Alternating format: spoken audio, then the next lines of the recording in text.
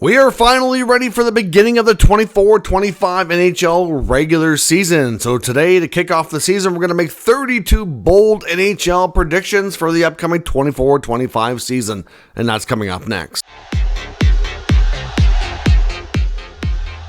Welcome back to another video here at Top Shelf Hockey. As I mentioned, usually every year I make a bunch of predictions at the beginning of the season. It's difficult to be right a lot, but this is really just for fun. So I'm going to make 32, what I'm going to call bold predictions. Some of them are pretty bold. Some of them are kind of not, but you know what I'm saying? It's still a fairly bold list here, I think. Try to incorporate as many teams as I could. I didn't do one per each team. I just went league-wide.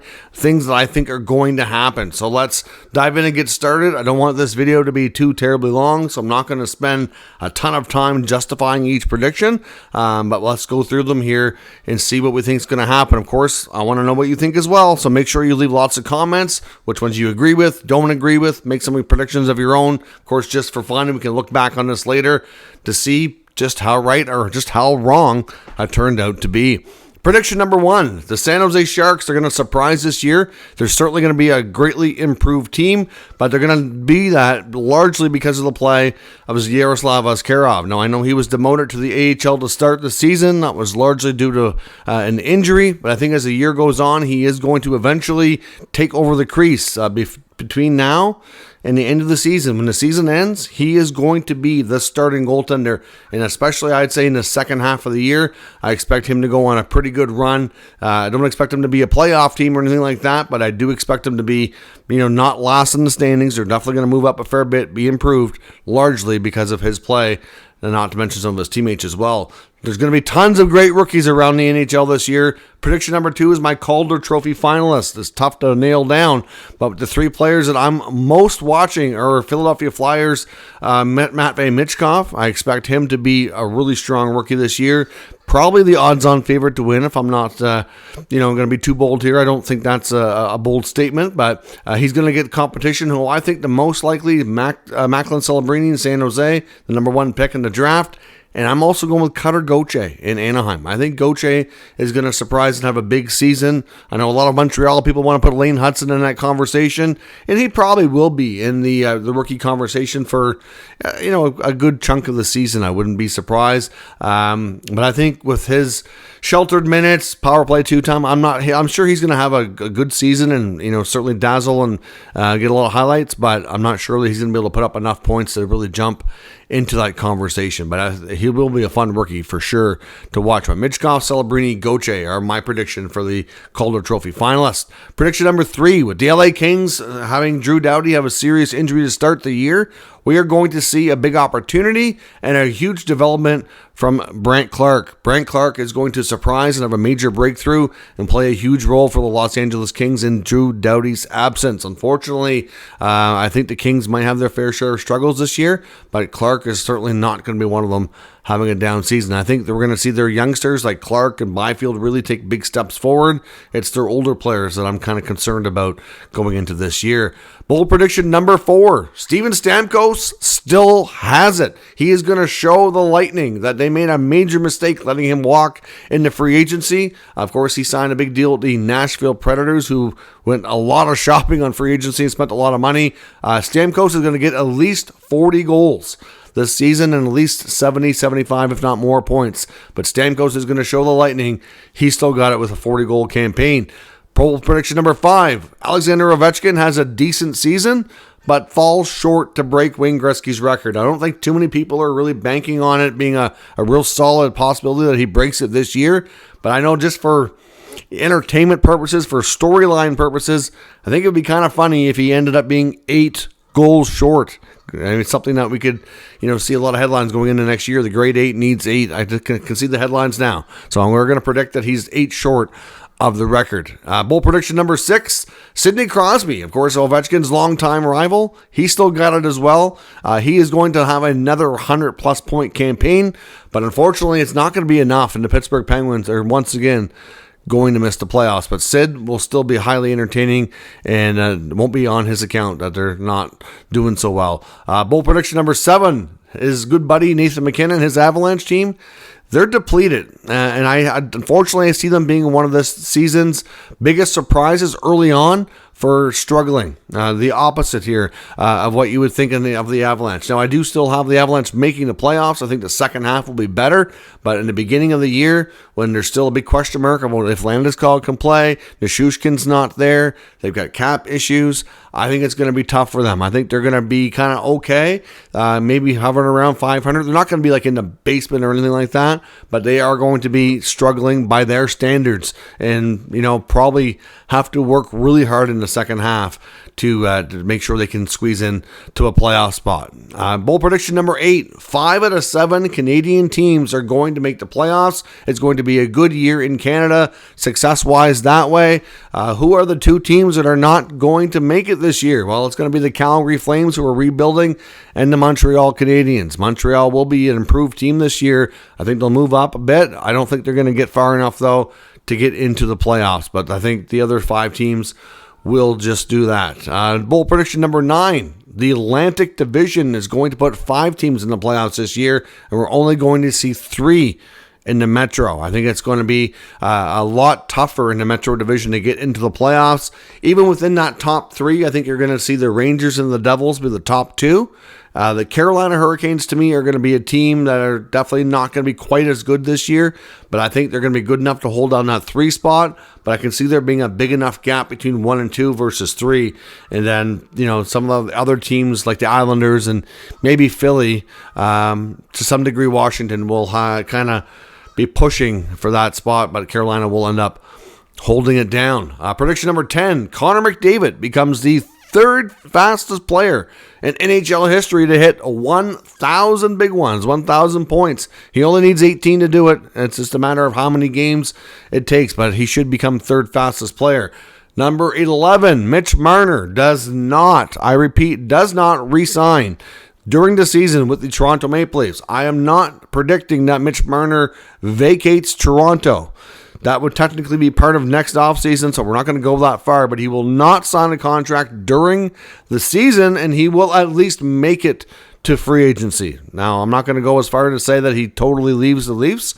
I think that's going to be largely dependent on how he and the team do this year, but I don't think we're going to see a contract extension during the season. Number 12, the Rangers will eventually make Igor Shesterkin the highest paid goaltender in NHL history, even though we had reports today suggesting he's turned down an 8-year deal at $11 million per season for a total of $88 million. I think eventually it's going to end up coming in somewhere around 11.25 or 11.5. It's going to be more than 11. It's reports that he wants closer to 12. I think he'll come down a little bit, and I wouldn't also be shocked if it's not 8 years. I wouldn't be completely surprised if it's 5 or 6 years at, maybe 11 and a quarter, 11.5, something to that degree. I think it's what it's going to end up being. Number 13, Connor Bedard, last year's top rookie phenom, and of course the number 1 pick and 2 drafts back now, is going to have a huge step in his development. It is not going to quite hit 100 points, but he's going to stay healthy. He's on an improved team. He's got better support. I see him having 90 plus points this season. Number 14, Kraken GM Ron Francis will not be Kraken GM by the end of the year. One of 2 things is going to happen.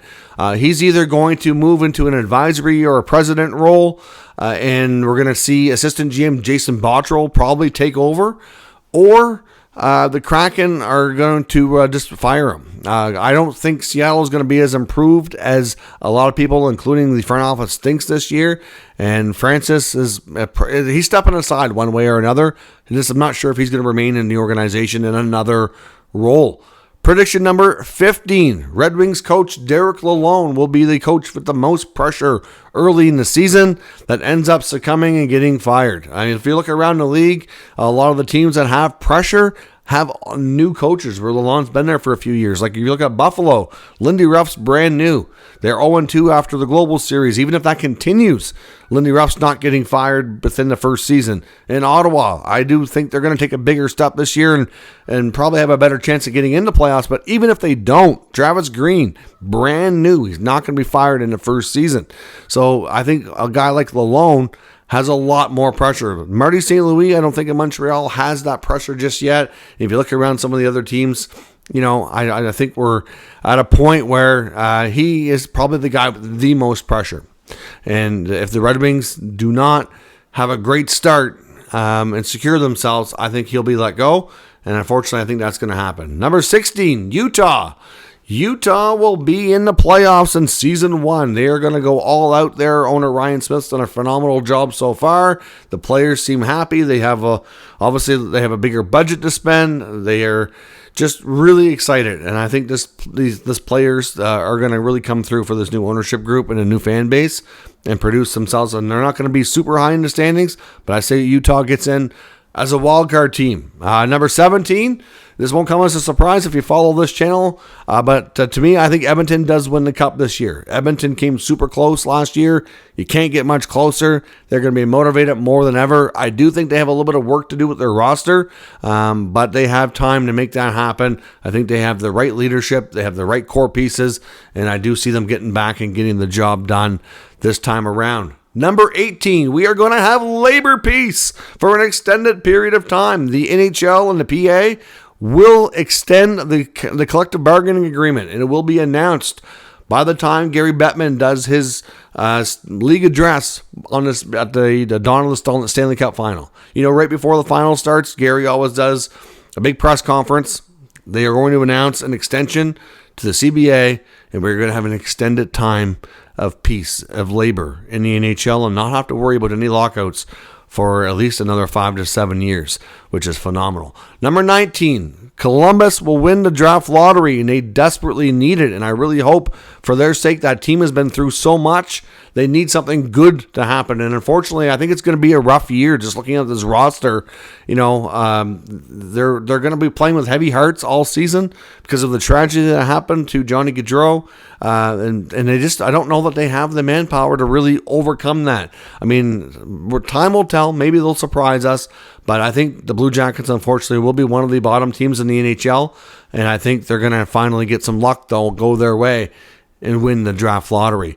Number 20, New Jersey is going to be the league's most improved team. This roster has been greatly improved by GM Tom Fitzgerald. They get a new coach. They're playing a bit of a different style, and they will be the team that improves points-wise the most during the 24-25 campaign. Point 21 ties into point 20 because of the New Jersey Devils being the league's most improved team. Sheldon Keefe will be the Jack Adams, I almost called him the Calder, the Jack Adams Trophy winner. That will be Sheldon Keefe this year. He's going to have some good competition, though. I do predict the runners-up and the finalists to go along with Keefe on that will be Andrew Brunette in Nashville and Travis Green in Ottawa. They're also going to be teams that are greatly improved. Number 22, after 3 straight years in the playoffs, the Kings are taking a step back, and they are going to miss. I do also wonder about the future of Jim Hiller. I know he was just extended from, temporary or, made full-time head coach after finishing out the year as the intern head coach. But it's time at this point that if they take a step back, I can see them making another move. And to be honest, I would also put in question the future of GM Rob Blake. He's been there a long time, and they've never gotten a playoff series win, even though they've been rebuilding and then getting into playoffs here for quite some time. So I really think we could see a complete regime change in the Kings organization there. Number 23, I'm going to give you my predictions for the playoff teams in the Western Conference. You're going to have 3 in the Pacific and 5 in the Central. The 3 teams in the Pacific are going to be Edmonton, Vancouver, Vegas. In the Central Division, you're going to have Dallas, Nashville, Colorado, Winnipeg, and Utah in that order. Prediction number 24, the Eastern playoff teams will be 5 from the Atlantic, as I said before, 3 from the Metro. In the Metro, you're going to have the New York Rangers, the New Jersey Devils, the Carolina Hurricanes in that order. In the Atlantic Division, you're going to have the Boston Bruins, the Toronto Maple Leafs, the Florida Panthers, the Tampa Bay Lightning, the Ottawa Senators, in that order. Number 25, the Buffalo Sabres. Of course, after another season, and some people are predicting the end of the drought this year, I unfortunately don't think it's going to happen. And I think it's going to cost Kevin Adams his job as general manager. Later into the season, once they're officially eliminated and it's apparent that it's another lost year, he will be replaced as Sabres GM. Number 26, the New York Islanders narrowly missed the playoffs. Patrick Waugh does a lot of good, but can only do so much good with that roster. And at the end of the season, we finally hear that Lou Lamoriello is going to retire, and the Islanders will get a new general manager. And of course, the future of Patrick Waugh will then become questionable, but I do think he will end up remaining with the organization. Number 27, the Boston Bruins decor will be considered by many to be the league's best. They are a massive unit back there who can all play strong defense and all play very physical. Charlie McAvoy at 6'1" is the smallest defenseman on that Bruins the back end. It's ridiculous, but you got McAvoy. You've got Big Zadorov, who just came over as a free agent. You've got Brandon Carlo and Hampus Lindholm, who are both big men. You've got Andrew Peeke, Mason Lowry. They're both very big guys. Like, this is a deep and huge Bruins blue line, and I think they will, along with Jeremy Swayman between the pipes, are going to allow the Bruins to win a lot more of their games with a lower scoring offense. I think we're going to see the Bruins might struggle to score a little bit this year, but they will win a lot of games with low scoring because of the strong goaltending and defense. Number 28, Patrick Laine, of course, we know was injured, going to miss about the first 3 months of the year, but I still predict he's going to have a strong season once he comes back and plays for the Montreal Canadiens, and he will prove to be a good fit there. He's going to put up at least 20, if not 25 goals in the games that he does end up playing. He's going to score at a high clip in the second half of the year. Number 29, JT Miller of the Vancouver Canucks is going to be widely regarded as the best, if not one of the best for sure, at least a nominee for the Selke Trophy this year. We've heard him comment about how, he wants to focus on being the best 200-foot player we've seen in the playoffs when they battled the Oilers, just how good he could be. And I think he's really going to emerge as being one of the league's top defensive forwards this year. I think some other players that might surprise you a little bit this year, Elias Lindholm and Nick Suzuki, are going to be in that conversation as well. Prediction number 30. The GM of the year is going to be Tom Fitzgerald of the New Jersey Devils. They are, like I said, they're going to be the team's most improved regular season approach. I can see them winning at least one round in the playoffs and going deep enough that he gets that recognition. I think Barry Trotz is going to be a very, very close runner-up. And Steve Stais of the Senators, like I said, I think those are the three teams to watch for being most improved this year. Number 31, it might not happen right away, but by the time we get to the end of the season and the NHL awards, I really hope that they consider, and I think they'll do it, renaming an award and to honor Johnny Gaudreau. I think the Lady Byng Trophy would be perfect. I think renaming that the Gaudreau Memorial Trophy or something along those lines would be a great way to help his memory live on. I mean, he's obviously given us lots of great highlight reel moments over his time as an NHL player, so there's lots to look back on, but I think that would be, a great honor for players to look forward to strive to be, a good player and respectable player like Johnny was. And last but not least, bold prediction number 32, the Four Nation Face-Off. The winner of that tournament is going to be, it pains me to say it because I'm Canadian, but Team USA is going to win. Looking at the rosters, I think they're going to be too deep and too tough to beat. For me, the concern for Canada is mostly between the pipes, where the U.S. are stacked in that position. They've got a number of great options, whereas Canada's got some head-scratching question marks. I mean, there's some good options, but not great options like the States or even the European team. So those are my 32 predictions. Like I said, I want to know what you think. Tell me you think I'm right. Tell me you think I'm wrong. That's totally okay. Let's just be respectful in the comments. Make your own predictions down there as well so we can talk about it and we can to see what everybody thinks is going to happen. I hope you're excited. The 24-25 NHL regular season is about to begin. So let's enjoy the season. Enjoy your predictions. Make sure you subscribe if you're new to the channel, and I'll catch you next time.